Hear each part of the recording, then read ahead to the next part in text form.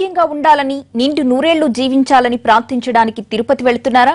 అయితే దర్శన ఏర్పాట్లతో పాటు అక్కడ దగ్గరలోని మంచి డాక్టర్స్, ఆసుపత్రుల వివరాలు కూడా తెలుసుకోండి. అలాగే అనారోగ్యం బారిన పడితే సేవలందించడానికి ఒక మనిషిని కూడా తోడు తీసుకెళ్లండి. శుభమా అని దైవ దర్శనానికి వెళుతుంటే ఈ హెచ్చరికలు ఏంటి అనుకుంటున్నారా? అయితే ఈ స్టోరీ చూడండి.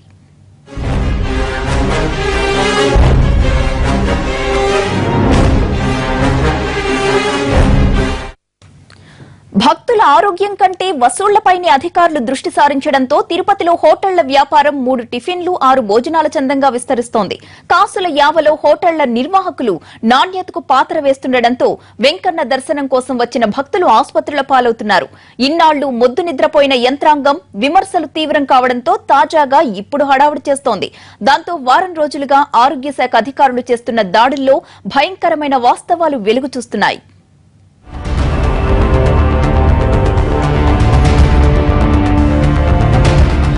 ప్రపంచంలోనూ ప్రఖ్యాతిగాంచిన పుణ్యక్షేత్రం తిరుపతి. ఆ 7 కొండలవాడి క్షణకాల దర్శనం కోసం ఎన్నో వ్యయ ప్రయాసాలకు వచ్చి తిరుపతికి చేరుకుంటారు భక్తులు. దీంతో నగరంలోని హోటళ్లు ఎప్పుడూ భక్తులతో కిటకిటలాడుతూ ఉంటాయి. సీజన్తో సంబంధం లేకుండా 365 రోజులు లాభసాటిగా ఉండటంతో దేశంలోని ప్రముఖ హోటళ్లు ఇక్కడ వెలిశాయి.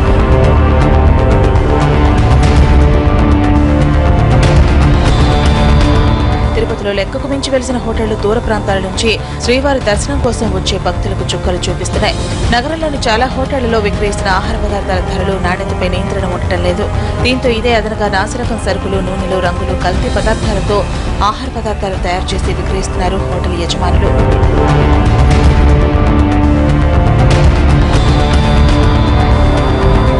వెంకన్న హుండీలో వేసే ముడుపుల కంటే హోటల్ యాజమాన్యాలకే భక్తులు అధికంగా సమర్పించుకుంటున్నారు. ఇక స్థానికంగా నివసించే ప్రజలది అదే పరిస్థితి. భక్తుల నుంచి ఇంతగా దోచుకుంటున్న హోటళ్లు ఆహార పదార్థాల తయారీలోనూ విక్రయాల్లోనూ నాణ్యత పాటించకపోవడంతో అవి తిన్నవారు అనారోగ్యం పాలవుతున్నారు. ఇక్కడ వచ్చే అత్యధికంగా జనాభా ఎవరంటే యాత్రికులు వస్తున్నారు. దాదాపు శుక్ర, శని, ఆదివారాల్లో 1 లక్ష మంది భక్తులు వస్తుంటారు. వాళ్ళు రోడ్ సైడ్ ఫుడ్ చూసామంటే ఎక్కడ పడితే అక్కడ 4 రోజులకి, వారానికి ఒకసారి ఆ నూనె మారుస్తున్నారో లేదో ఆ భగవంతుడికే తెలియాలి. ఈ విధంగా వ్యాపారమే ప్రధాన అంశంగా ఇక్కడ కొనసాగిస్తా అంటే కూడా కనీసం మున్సిపల్ కార్పొరేషన్ అధికారులు స్పందించకపోవడం చాలా బాధాకరమే. తిరుపతిలో అతిపెద్దగా విస్తరించిన పరిశ్రమ ఏదైనా ఉంది అంటే అది హోటల్ పరిశ్రమే. సంపన్నులకు సేవలందించే లగ్జరీ సూట్ల మొదలు పేదలు, సామాన్యులు సర్దుకుని ఉండే చిన్న గదుల దాకా అన్ని తిరుపతిలో ఉన్నాయి. రోజుకు 1000 రూపాయల అద్దె వసూలు చేసే సాధారణ హోటళ్ల నుండి 15,000 వరకు వసూలు చేసే స్టార్ హోటళ్ల వరకు నగరంలో ఉన్నాయి. అయితే వీటిలో నిబంధనలు పాటించినవే అధికంగా ఉన్నాయి.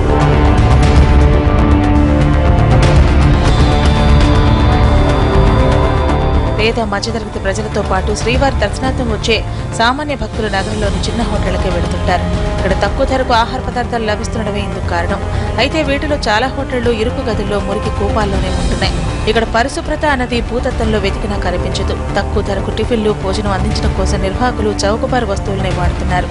అధికారులు వీటి వైపు కన్నెత్తి కూడా చూడకపోవడంతో వారు ఆడింది ఆట, పాడింది పాటగా కొనసాగుతోంది.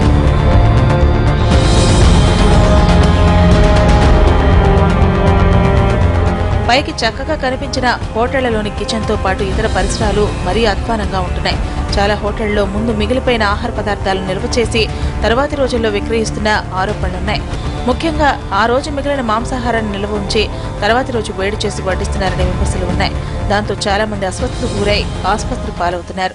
వేలాది మంది యాత్రికుల భవిష్యత్తుకు సంబంధించిండేది. ముఖ్యంగా కూడా ఫారెన్ ట్రావెలర్స్ మనకి ఎక్కువగా వస్తున్నారు, ఎన్ఆర్ఐస్ ఎక్కువగా కూడా వస్తున్నారు.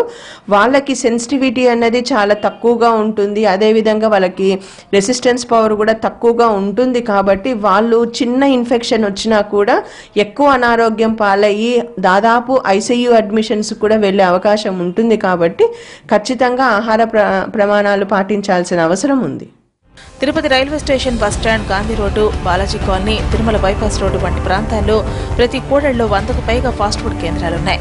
అలాగే మందుబాబుల కోసం ప్రతి వైన్ షాప్, బెల్ట్ షాపుల వద్ద ఫాస్ట్ ఫుడ్ కేంద్రాలు వెలిశాయి.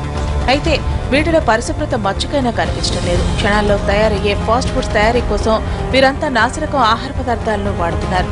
ఇక నూనె అయితే గంటల తరబడి కాగుతూనే ఉంటుంది. తర్వాతి రోజు ఆ నూనెలోనే మళ్లీ కొత్త నూనె పోసి ఫాస్ట్ ఫుడ్ తయారు చేస్తుంటారు.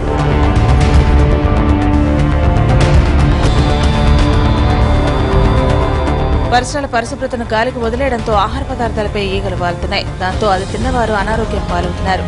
అధికారులు దృష్టి సారించకపోవడం వల్లే ఫాస్ట్ ఫుడ్ యాజమాన్యాలు రెచ్చిపోతున్నాయన్న విమర్శలు వినిపిస్తున్నాయి.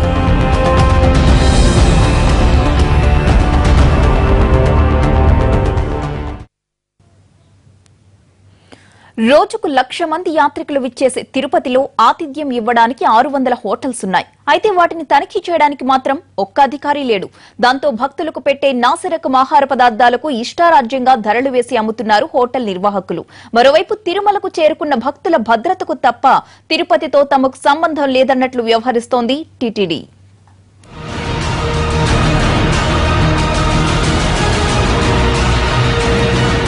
క్షేత్రస్థాయిలో తనిఖీలు చేయడం, వినియోగదారుల నుంచి ఫిర్యాదులు స్వీకరించడం, నాసిరకం ఆహారం విక్రయించే వారిపై చట్టపరమైన చర్యలు తీసుకునే యంత్రాంగం తిరుపతిలో లేదు. నిబంధనల ప్రకారం హోటళ్లలో పరిశుభ్రత, ధరల నియంత్రణపై పూర్తి స్థాయిలో తనిఖీలు చేయాల్సి ఉన్నా ఆహార భద్రత, తూనికలు, కొలతల శాఖకు అలాంటివి పట్టవు. ఎప్పుడో ఓసారి చిత్తూరు నుంచి అధికారులు వచ్చి హోటళ్లపై దాడులు చేయడం, ఆహార శాంపిళ్లు సేకరించి వాటిని హైదరాబాద్లోని ల్యాబ్కు పంపించడంతోనే పుణ్యకాలం గడిచిపోతోంది. ఆహార భద్రత ప్రమాణాల సంస్థ పరిశోధనశాలలో పరీక్షించి 40 రోజుల తర్వాత వచ్చిన ఫలితాలను బట్టి గట్టు చర్యలు తీసుకునే లోపే అధికారులకు ముట్టవలసిన మామూళ్లు ముడుతున్నాయి. దాంతో వ్యవహారం అంతా గప్చుప్ అయిపోతోంది.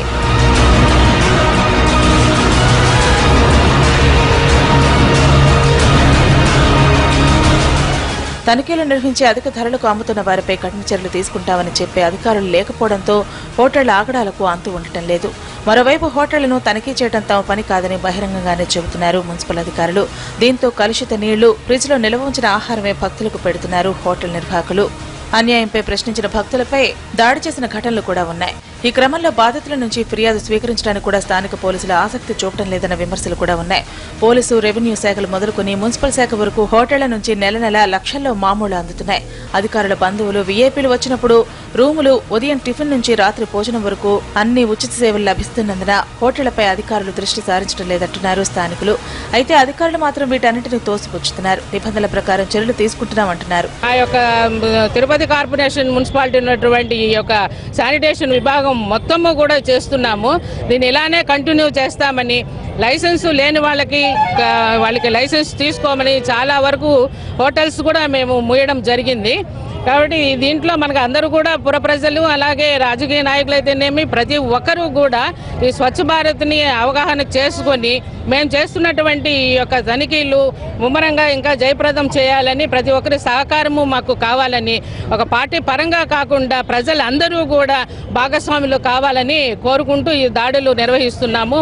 ఉత్సవాలు, వేడుకలు, క్రీడా పోటీలు అంటూ తిరుపతిలో నిత్యం ఏదో ఒక కార్యక్రమం జరుగుతూనే ఉంటుంది. ఆయా కార్యక్రమాల కోసం ఏపీ, తెలంగాణలతో పాటు ఇతర రాష్ట్రాల నుంచి కూడా ప్రజలు పెద్ద ఎత్తున వస్తుంటారు. అయితే ఇంతమందికి ఆతిథ్యం ఇచ్చే తిరుపతిలోని హోటళ్లు, వాటిలో వస్తువులపై అధికార యంత్రాంగం దృష్టి సారించడం లేదు. చిత్తూరు నుంచి వచ్చిన అధికారులు అప్పుడప్పుడు తూతు మంత్రంగా తనిఖీలు నిర్వహించి కేసులు నమోదు చేయడం తప్ప సమస్యకు శాశ్వత పరిష్కారం చూడడంలో అధికారులు విఫలమవుతున్నారు.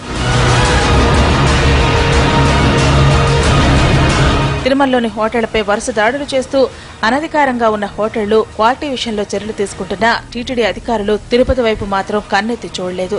దాంతో తిరుమలలో ఏర్పాటు చేసినట్లు హోటళ్ల ముందు సూచన బోర్డులు కానీ, ఫిర్యాదు చేయాల్సిన నెంబర్లు కానీ తిరుపతిలో కనిపించడం లేదు.